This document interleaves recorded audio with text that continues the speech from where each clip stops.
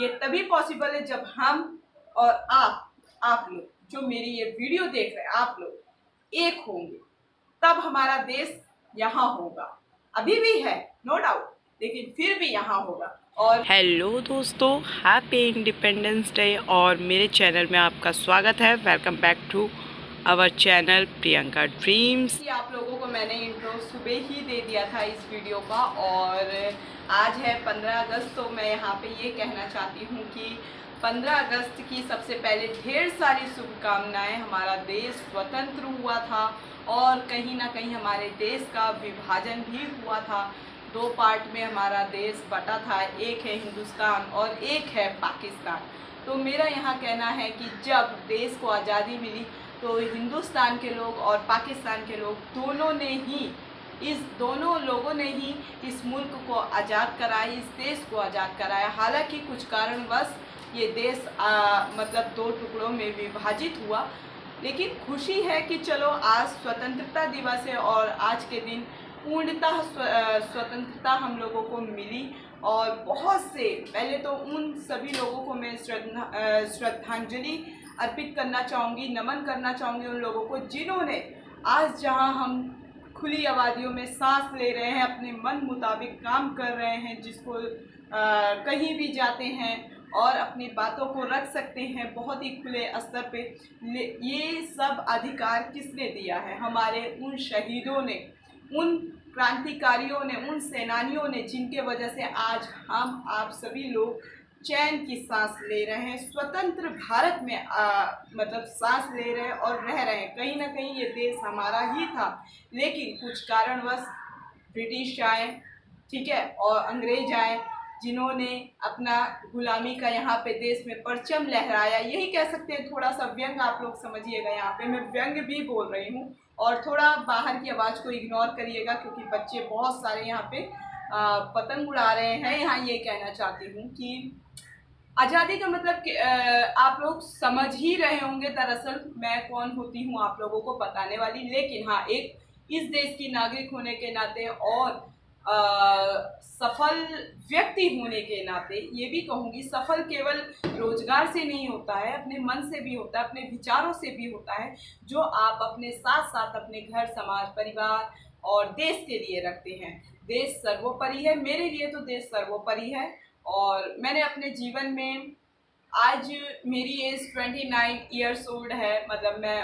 29 साल की हूँ, लेकिन मैंने आज तक कभी ऊंच नीच, जाति, धर्म कभी नहीं किया, कभी नहीं किया, अपनी बातों में आने भी नहीं दिया। हालांकि गांव में जब रहते थे तो जब शुरू में मैंने देखा हम लोग आज़ाद हैं, सोचिए एक जैसे हैं, हालांकि जाति व्यवस्था ये पहले से विद्यमान रही, आज़ादी के पहले से भी रही, पर आज़ादी का मतलब क्या है? यदि हमारे देश के सेनानियों ने, हमारे देश के क्रांतिकारियों ने ये सोचा होता कि हम देश को आज़ाद इसलिए करा रहे कि लोग टुकड़ों में विभाजित हों, लोगों के मन में ईर्ष्या, नफरत हो, इसलिए हम देश आज़ाद करा रहे, तो शायद वो देश आज़ाद नहीं हो पाता। उन्होंने सबसे पहले अपने मन से, अपने तन मन से, अपने दिमाग से, अपने मस्तिष्क के स्तर से ये सोच निकाल फेंकी कि हम अलग थलग हैं, हम विभिन्न संस्कृतियों के हैं।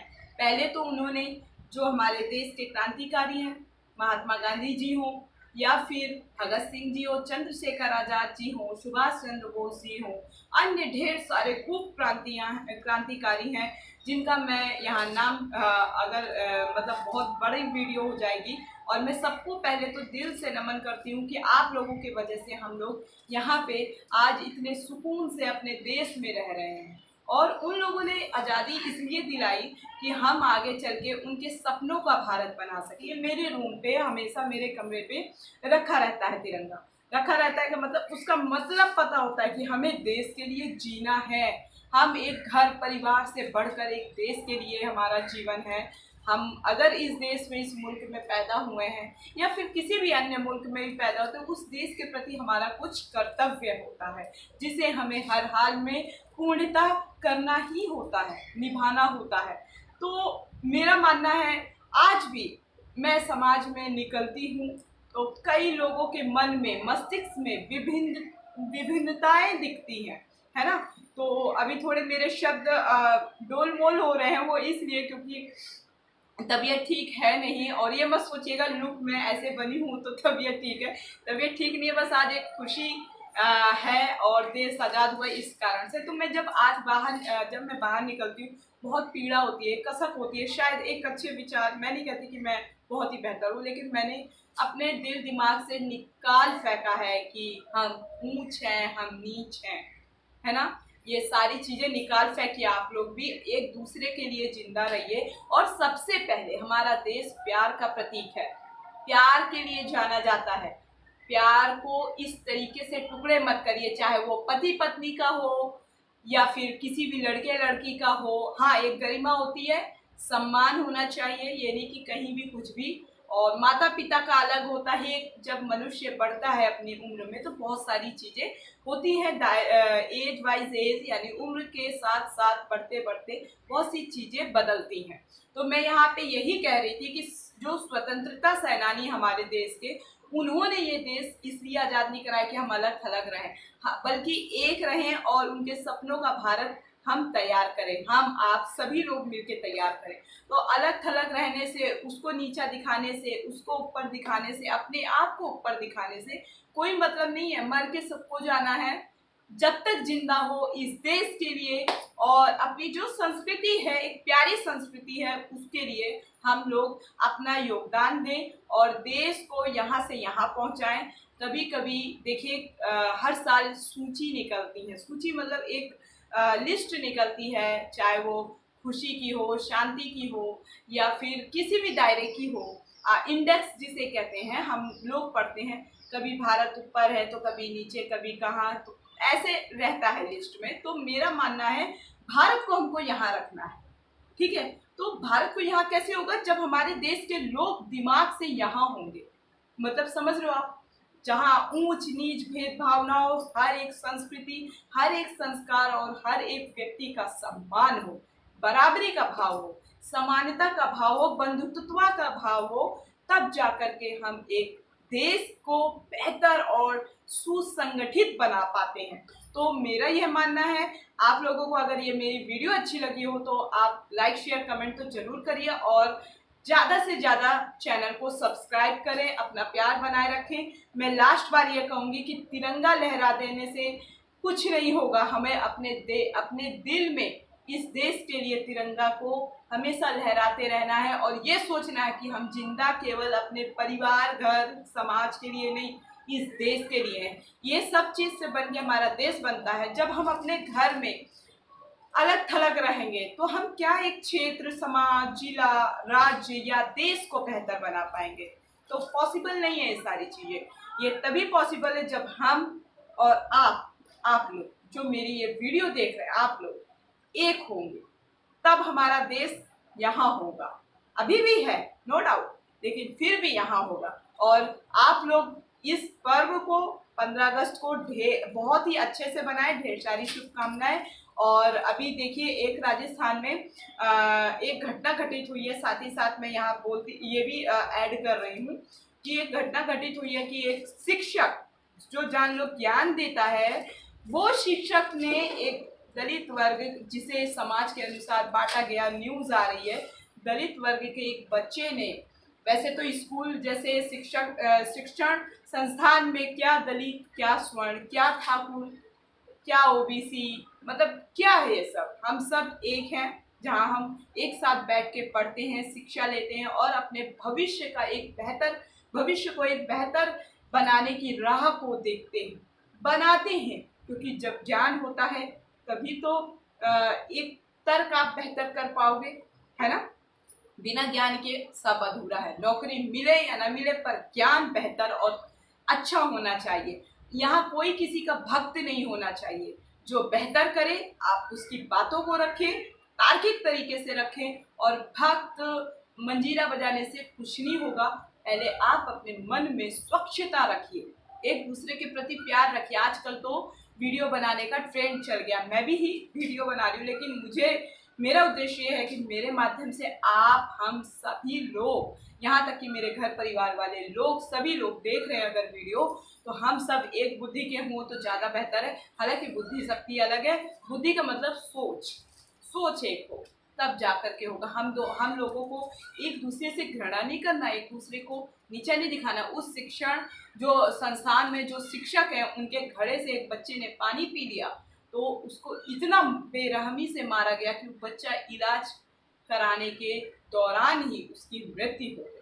तो तिरंगा लहराने का मतलब केवल ये भी नहीं होना चाहिए। अमृत महोत्सव तो बन रहा है और देश की सरकार से मैं अभी जो प्रेजेंट टाइम पे सरकार है, मैं उनको कहना चाहूंगी, देश का मजदूर, देश का कृषि, देश का किसान, देश के युवा अगर असंतुष्ट हैं, असंतुष्ट का मतलब उनका मुआवजा उन्हें नहीं दे पा रहे हैं आप, तो आपका सरकार में रहना भी नहीं बनता।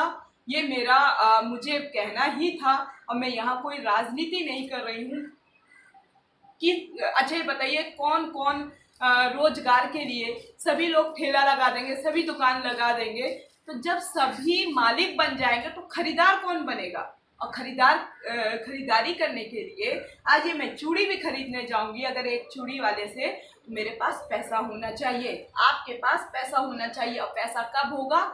जब हमारे यहाँ प्राइवेट और सरकारी दोनों ही मजबूत होंगे, संस्थान मजबूत होंगे, सरकारी संस्थान भी और प्राइवेट भी, तो दोनों ही मजबूत होंगे, तब जाके एक इंसान अपना कार्य कर पाएगा और वहाँ से कुछ आउटपुट यानी कुछ सोर्स बना करके अपना आउटपुट निकाल पाएगा, तब जाके बेहतर होगा। भाई पेट में रोटी नहीं होगी, हम फिर आगे क्या देश का भला कर पाएंगे? आप देश की गवर्नमेंट जो है सब बेचो बेच में मचाई हुई है, ये चीज़ बिल्कुल ठीक नहीं है।